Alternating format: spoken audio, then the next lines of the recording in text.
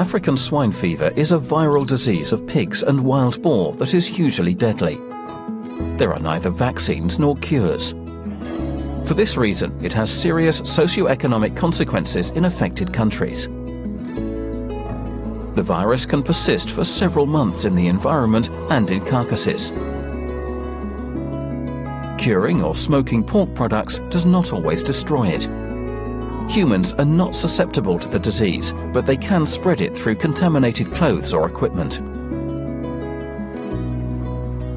The clinical signs of African swine fever are variable and not always easy to recognize.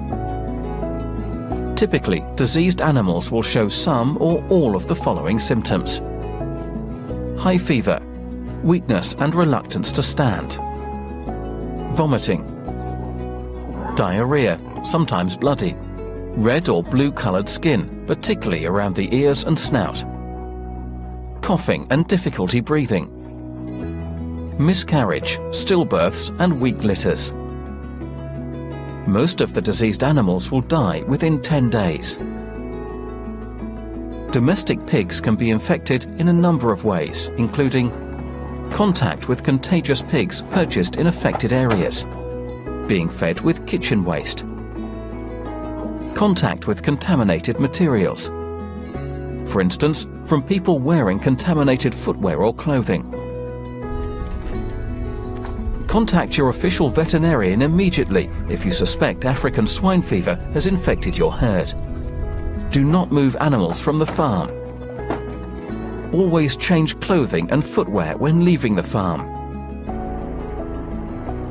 Before purchasing feed, litter or pigs, ensure that they come from trustworthy farms that have carried out the necessary measures to protect their farms from the virus.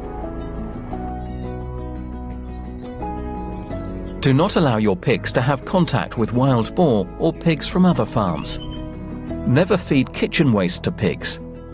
Avoid outdoor farming in areas affected by African swine fever. Do not acquire pork or pork products from affected areas which could cause risk. Wild boar hunters should not come into contact with domestic pigs after hunting. Hunters and farmers should not leave offal from wild boar or domestic pigs in the fields and forests. Do not leave food or waste in areas where wild boar may be present. Contact official veterinary authorities when you find a dead wild boar, even if the area has not been affected by African swine fever.